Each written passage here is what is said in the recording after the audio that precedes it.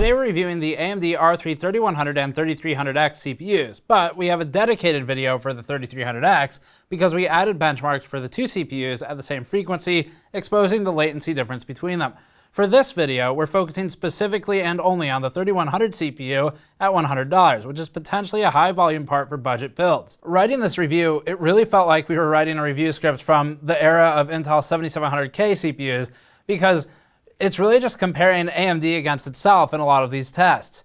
Back when the 7700K came out, the reviews were all looking at 7700K versus 6700K, 4790K, 2600K. There was really no AMD presence on those charts. And in this scenario, Intel is starting to enter that same territory where at the low end and the budget class, they don't have a whole lot until the 10 series comes out shortly. So today we're reviewing the AMD Ryzen 3 3100, particularly against the 1600AF and some of the other budget CPUs from AMD, and we'll throw in a couple Intel comparisons as well. Before that, this video is brought to you by EVGA's RTX 2060 KO. We previously reviewed the RTX 2060 KO model for its fused down RTX 2080 die that uniquely benefited Blender and some professional applications, offering better performance than expected in some pro workloads while offering usual strong RTX 2060 performance for gaming.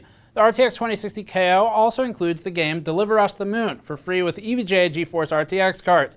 EVGA is actively restocking its RTX 2060 KO with new dies, which you can find linked in the description below. So to be really clear on this, Intel is still highly competitive at the high end, at least in gaming. And the 10 series looks like it could be seriously competitive because Intel is finally getting forced to move on price and forced to move on hyper-threading, but that series isn't out today. It's not something we can review right now, although the reviews are coming sometime soon.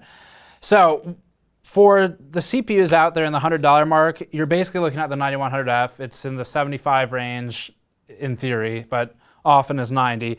And from AMD, you're looking at the 1600AF, which we've confirmed with AMD. The company is still getting them into retail channels, so they haven't completely stopped production or at least sale of those CPUs.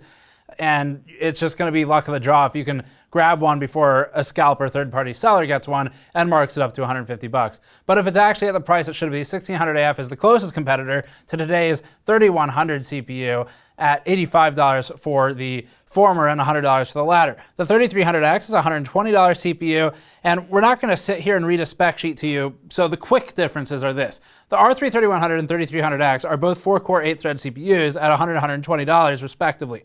The clocks are 3.6 gigahertz to 3.9 on the 3100, or 3.8 to 4.3 on the 3300X when stock. If we were to just read a spec sheet to you, literally everything about them is the same from a spec sheet, other than the frequencies. So if it were like the 3600 and 3600X, you could overclock the 3100 to equate the 3300X performance. It doesn't work that way this time though, so that's really important to know. Don't go into buying a 3100 thinking you can just overclock it to get 3300X performance for basically free. This time, the layout of the die is different. So they both have one active CCD. It's a two-chiplet design, one CCD for the core complexes and then one for the I/O die. It's 7 nanometers for the CCDs. CCX layout is 4+0 on the 3300X.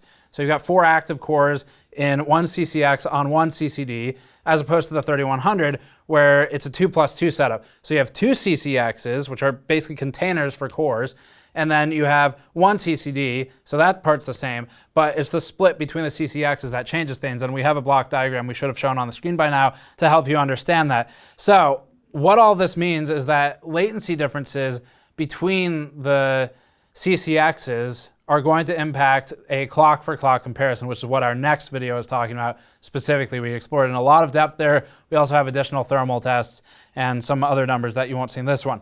So we're saving that for that video, but it's something we wanted you to be aware of going into it.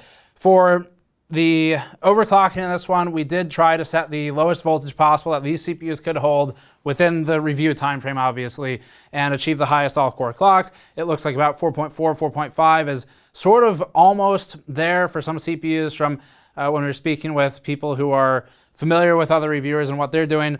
But in general, what we're getting is about 4.4 all-core, and then for Infinity Fabric overclocking, the target's always 1900, but we're going to look at that also separately in another in-depth piece, and we're going to have some live overclocking streams with liquid nitrogen, hopefully in the next couple days or so, over the weekend to show you how they perform in those scenarios, especially the 3100, just for fun. So we'll see if it can do 5 gigahertz plus. Okay, so this review is really long. We have timestamps in the description below. You can use YouTube's new timestamp feature on the timeline if you want to look at that. And we're just going to go through this one chart at a time, talk about the 3100 and see if it's worth the $100. And then we'll start preparing for the 3300X review shortly. That'll go up later today. We need to understand how the processor works before we start randomly analyzing its performance in games and benchmarks. For AMD, the best way to do this is to look at single-threaded frequency behavior under load, as this helps demonstrate the boosting ceiling. For the 3100 stock with Cinebench R20 single-thread running, the maximum boost is usually about 3900 megahertz, or just slightly under, with the heaviest load applied to core 0, thread 1.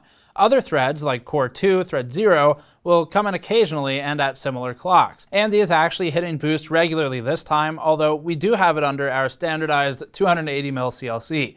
If you use a worse cooler, Precision Boost 2 will bring down the clocks accordingly, and we illustrate this in our CPU cooler benchmarks. Our next frequency chart is Blender with an all-core, all-thread workload. This is the opposite of the previous one. For this, we're looking to see if the frequency line ever deviates from a single target of 3900 megahertz. The average all-core frequency is about 3890, so AMD's advertising for this one appears to be accurate to the boost expectations under all-core and single-thread loads. The temperature is low enough that it's sustaining the Precision Boost 2 maximum clock, and were we to run on a warmer cooler, we'd experience some frequency dips, as have been previously explained in our thermal scaling videos. If we zoom into this chart a lot, we can see better the frequency variance. It's extremely consistent here, with the range about 3894 to 3898 megahertz. There's almost no fluctuation in temperature, which means it's running at maximum advertised boost due to thermal allowance, since power is not being hit here. Total War 3 Kingdoms and the battle test are up now, starting at 1080p. This game positions the 3100 at 104 FPS average, with 1% and 0.1% lows spaced proportionately behind as compared to surrounding CPUs. That includes the 9100F and the 3500X. The 9100F is within 1 FPS average here, and we have a standard deviation in this game of about 0.5 for the average. The 9100F and 3100 are functionally equivalent. There is no perceptible difference between either in this benchmark, including in frame-to-frame consistency. The 1600AF runs at 121 FPS average, a lead of 16.6% over the 3100 stock CPU. As for the 7700K that the 3100 is supposed to match, in this particular title anyway, that doesn't seem to be the case. It needs more frequency, something our overclock is trying to illustrate. The 7700K stock leads the 3100 by 23%, and overclocking the 7700K boosts it an additional 6%. The 3100 OC pushes it to 114 FPS average or so, 113, 114, and interestingly, in our 3300X review that we're still finalizing at the time of voicing this one, the latency impact from the CCX layout change has a big benefit for the 3300X OC, so you'll want to check back later today for that. The 3100 OC won't actually just equal the 3300X, unlike how AMD laid out CPUs like the 3600 and the 3600X. We'll talk about that more coming up. The OC gain here is about 9% on the 3100. An extra $80 to $100 pushes to the 3600 at 137 FPS average from AMD, or the 9600K, which we advised against in general, but we especially do now with the upcoming 10 series. We should plot frame times to get a better understanding of things. Here's the frame time plot. As always, lower is better, but more consistent is best. This shows the most accurate numbers-based depiction of player experience that we can muster, showing frame-to-frame intervals required to process the next frame. Remember that the 3100 was about the same in all metrics for this benchmark as the 9100F, but because of the frame time range on the 3100, the averages don't reveal the whole story in that previous chart. In this game, the R3 3100 bounces up and down more sporadically, with frame-to-frame excursions anywhere between 5 to 7 milliseconds, with a lot of swings plus or minus 4 to 5 milliseconds. That's not a deal breaker, and not particularly noticeable in play since the overall frame time is still low, but it does mean that AMD's frame time consistency, despite looking equivalent in averages previously, is actually technically worse than Intel's. Not in a way that matters much, but it's a technical loss. As we plot the 9100F, you'll see that. If there's one area AMD could work on for its future products, it may be either working with developers on code more closely, and Total War was an AMD partner title for the longest time, or working on smoothing out this chart. We're not suggesting an i3 purchase at all, seeing as it sucks in almost every scenario other than this, but this is a good example that shows more threads doesn't just automatically mean a trimmed frame time plot. 1440p for battle is next. This one shows us that the chart truncates toward the upper 2/3 or so, to the extent that we no longer have the test resolution to see the difference between a 9900K and a 3600, an 8086K, or a 90 to 700K. That's because of a GPU limitation at this point, and faster CPUs have the added bonus of becoming CPU bound in lower GPU load sections, while the GPU universally is bound in the lower CPU load sections. Higher resolutions are creating this division, but lower end parts, like the Athlon 3000G, need not worry about limiting similarly low end GPUs. The CPU is still not a limiting factor for those. For the 3100, although it's not against the hard limit of 100 to 108 FPS average, it's still hitting that limit sometimes. This CPU doesn't do as well in frame time consistency as some of the higher end parts at the not so distant frame rates above it, but it's also not that different overall in the average. There's enough of a bottleneck that it doesn't matter as much, and although this isn't a great way to show a CPU hierarchy, it's a good way to show the reality of a GPU-constrained game. The Three Kingdoms campaign benchmark is next, before moving to Red Dead after that. For the campaign benchmark at 1080p, the stock 3100 runs 92 FPS average, lows at 56 and 48, and outperforms the 3400G by 10%. Remember that the 3400G is 1, targeted towards a different use case, and 2, still overpriced, even in most of those deployments. The 9100F outperforms the 3100 in both frame rate and frame time consistency at 97 FPS average, a measurable but imperceptible increase of 5%.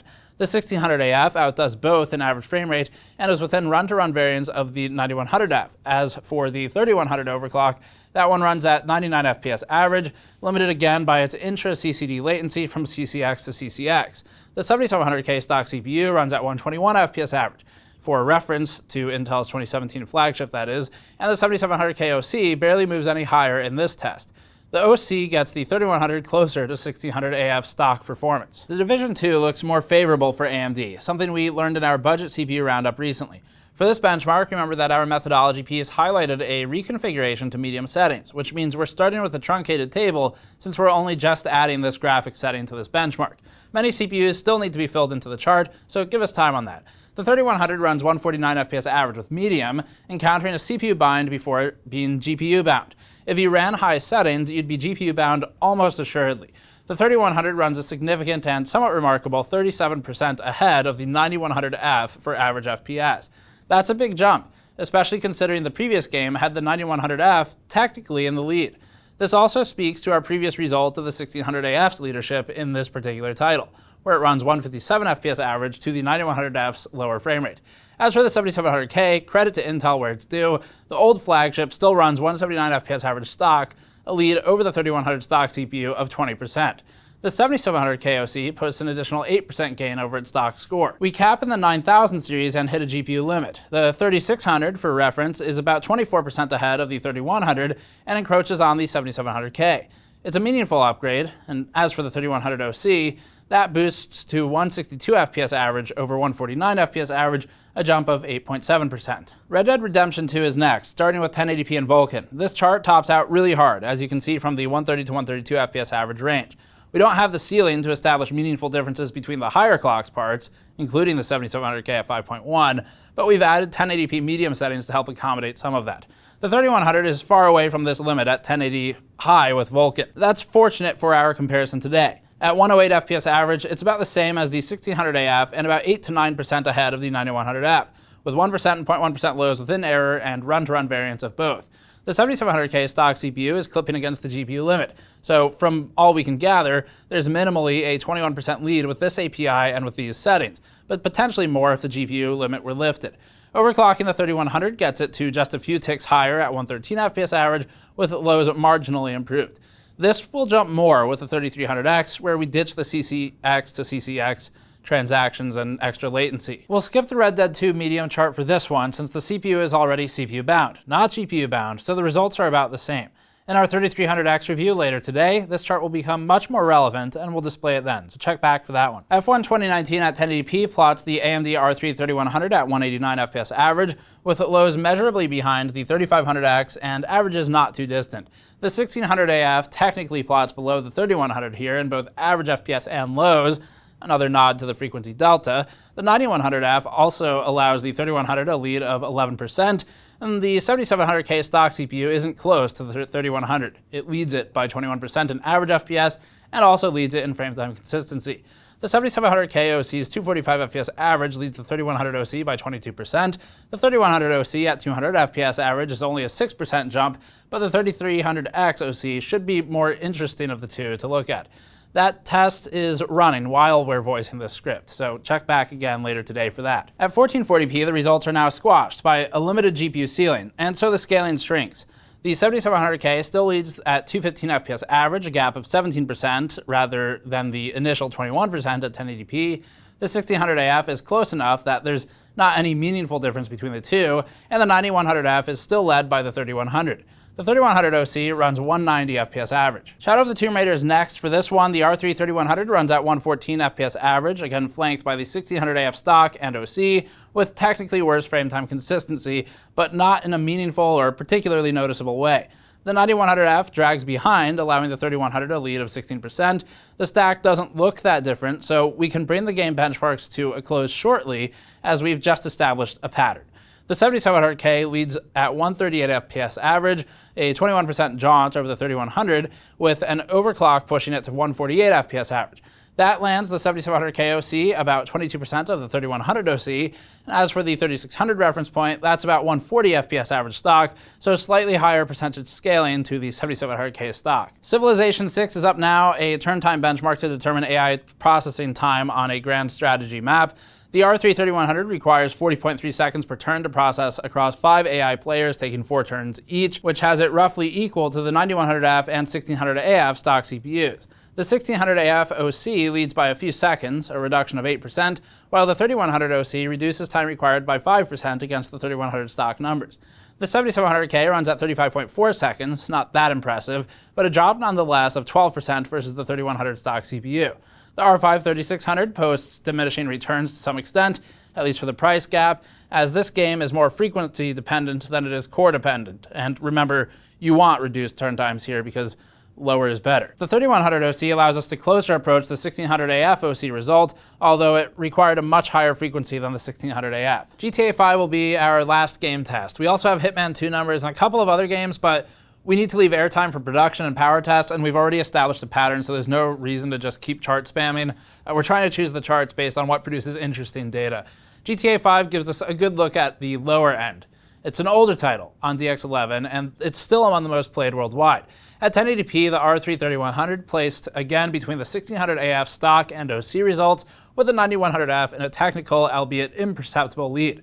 This is one of those instances where you should be basing the purchase on the aggregate of the data, not a one-off.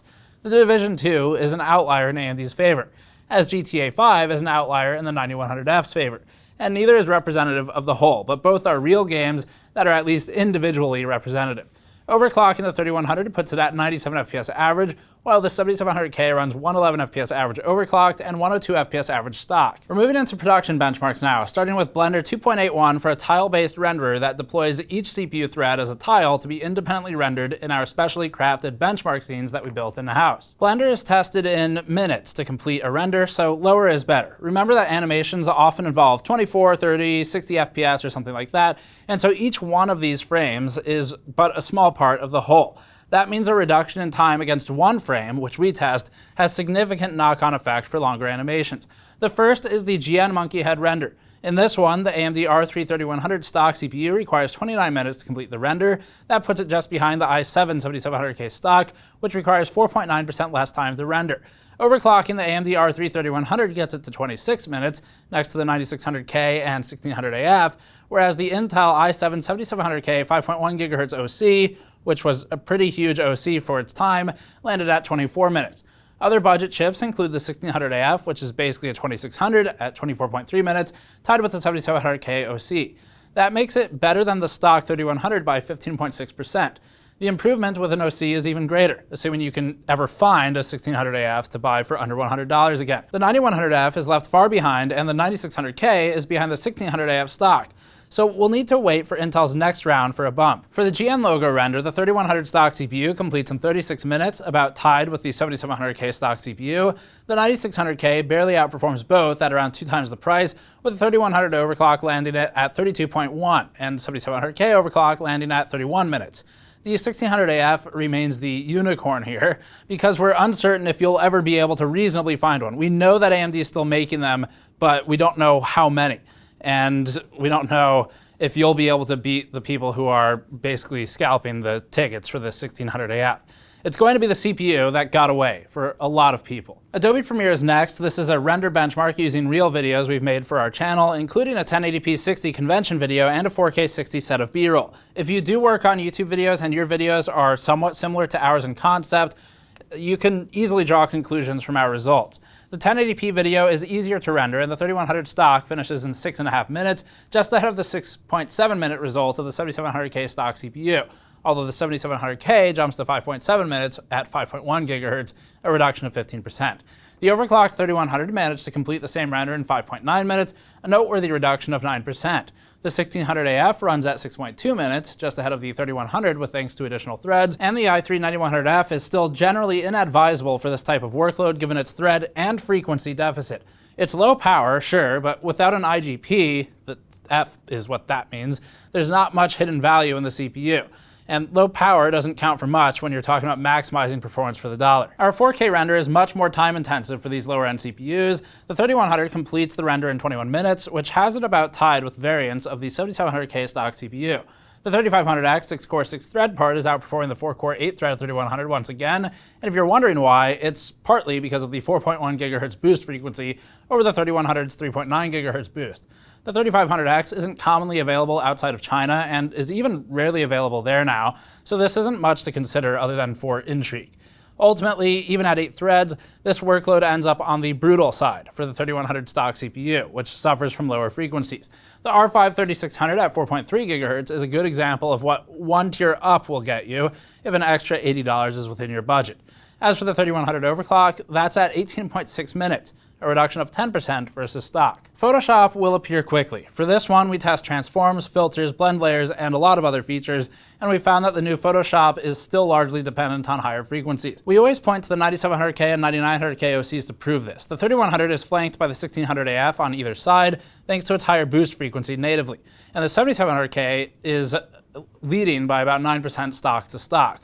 The 9100F isn't too far back, but is led by the 3100 by 4.4%. None of these CPUs are great CPUs for advanced users of Photoshop or for those who may do this as any form of income. A jaunt to the 3600 for versatility with other applications, or a higher clock to 9000 series part for focus on Photoshop would be worthy of consideration if justifiable in the work budget. The 3100 OC pushes to 895 points between the two 7700K entries. 7-zip is next. This one tests compression and decompression workloads. We'll start with decompression, scored of millions of instructions per second, or MIPS. The AMD 3100 stock CPU scores 45.7K MIPS, putting it just behind the 7700K 5.1 GHz OC at 46.7K MIPS, and it's ahead of the 7700K stock performance by 15%. The CPU is similar to the 9600K, which we've never really recommended to begin with, and that CPU slips even further with its now 2 times price point difference for equivalent performance. The 3500X does well at keeping up, while the 1600AF outpaces the 3100. If you're debating between spending $100 and $180, given the current 3600 prices, then the extra $80 would gain you about 65% more performance in this application. That's a big jump for $80, and would be worth considering for anyone more bound by the CPU. At this point, AMD really is only competing with itself here in these lower price points. As for the top of the chart, remember that Threadripper is, we think, bouncing off of bandwidth limitations. As for a 3100 OC, that gets us to 51K points. Compression is next. For this one, the 3100 runs 36,000 MIPS, and that's right in between the 9600K and 7700K stock CPUs. The 7700K hasn't aged well stock, clearly, but overclocking does gain meaningfully and push it to just below the 1600AF stock CPU. Once again, were it available where you are and not stupidly priced, the 1600AF would be the best deal. but we'd be surprised if AMD makes enough of those to sate demand now that it has a more expensive part. In the face of AMD's under-the-radar 2600 refresh as a numerically reduced part, the 3100 looks disappointing compared to the 1600 AF, but it's still objectively a good performer at the price point, just not as good. The 3100 OC puts us at about 41,000 millions of instructions per second, or MIPS. Chromium is the last production benchmark we'll look at today. This is a code compile benchmark, so out of what the 3100 is sold to do, this is certainly something it isn't meant to do, but it is something it's capable of. The AMD R3 3100 required 191 minutes to build Chromium, positioning it as unremarkably different from the 7700K, allowing the 9600K a reduction of about 12%, and the 1600 AF a time reduction of about 13%. It's certainly miles better, about 27% reduced time, than the 9100F, but we already considered that to be a CPU that almost no one should buy, so there's certainly no revelation to be found here. This is a workload where the extra threads help, but frequency does come into play if sufficiently changed. The 9900K stock and OC results are evidence of this. AMD is competing against itself here. The 3100 OC, for reference, improves with a 10% time reduction. The 3000G really blows out the scale, and we probably should have removed it from the chart just for that reason, but it's also sort of funny as a reference point, so we left it there. Our power testing is done at the EPS 12-volt cables, not at the wall, so you're looking at CPU-only power plus VRM efficiency losses for these next two charts. In a Blender all-core workload, the R3 3100 stock CPU consumes about 50 watts, comparable to a 9600K or even 9100F. It's the latter comparison that makes the 3100 look impressive, since the 9100F was already a low-power part. The overclock adds about 21 watts on top of that, pushing us to around 4690K levels of power consumption and not distant from the 8086K. The voltage for the overclock was controlled and ended up more efficient in some instances than an auto voltage. Cinebench R20 power is interesting just because it shows inside the turbo boost time limit of Intel CPUs, but the R3 3100 looks about the same in power consumption as the previous chart. The i7 and i9 CPUs, as expected, run significantly higher in these tests as a result of being measured during the maximum point of turbo boost for an all-core load. And finally, we'll have a thermal chart in our 3300X review, so that's another one you can check back for. There's a bit of extra data in there that we want to look at and take some more time to process, so thermals will be in that section, although at that point you're more looking for a CPU cooler benchmark, and we have a whole separate CPU cooler set of reviews that you can check for more on that. Concluding then, again, this is kind of like that Intel era of the, well, basically all of them before the 8700K. Between the 2600 and 8700, the only thing you talk about in a CPU review was basically Intel versus Intel, because FX was a joke. And I have one in my system, I know. So it was just Intel versus Intel. It's getting to be just AMD versus AMD in certain price brackets. Intel's still relevant at the high end of gaming, and it's trying to keep it that way. We'll see how it turns out. But once you start talking about $100, you're looking at really nothing from Intel. Their Pentium line is perpetually out of stock or overpriced, and it's already kind of overpriced by MSRP, which is not available at. And the i3 line is just not that good. So the 3100's closest competition is the 1600 AF. The 1600 AF is a chip that was never supposed to get the coverage and the level of interest that it did. It was just something AMD threw out there to keep the 1600 line alive. Who knows why? It was probably for some kind of contractual reason with an OEM or something where they wanted the same name SKU, even though it's Zen Plus instead of Zen 1. But 1600 AF is, as stated earlier, going to be the CPU that got away for a lot of people. Even though it's got an $85 target price, even though we bought ours at $85 before our review went up, and even though it's still being restocked, it's unlikely that the average group of people watching this video will be able to find an $85 1600 AF. So we kind of have to review this 3100 as if that's not in existence, because it sort of isn't. So the 3100 then feels like a little bit of a disappointment versus AMD's own 1600 AF in that regard, but is still an objectively good CPU in that it's $100, it's good performance, and AMD has functionally dragged down sort of the older i7s, not quite the 7700K like they're saying, but the older i7s down to the $100 mark, and that is progress. So the 3100 we think is going to be a popular CPU for ultra budget builds. However, the 3300X, from the few charts we have ready now as a filming of this review, is shaping up to look really promising at just $20 more. So that's the one you're going to want to check next to make a decision, and that review is going to be equally in depth with some additional analysis. So check back in a couple hours for that one. Overall, 3100 is in a good position. It's not as exciting to us as the 1600 AF, but it's not bad, and it's certainly not overall disappointing. It's just that AMD kind of spoiled everyone with the 1600 AF, and so now we're just recovering from that. So that's it for this one. If you're looking for an ultra budget build, certainly a better choice than the 9100F or the Athlon 3000G. The only reason you'd go for the 3000G or for a 3200G or something like that is if you need an IGP in there, because you don't want to buy a DGPU for some kind of really small box or something extremely limited in what you're planning to do with it graphically. Otherwise, this one's good if you're combining it with a cheap DGPU. Thanks for watching. Check back for the next video on the 3300X and subscribe to catch the streams and other coverage on these chips. Go to store.gamersnexus.net to support us directly, like buying a mod mat, and we'll see you all next time.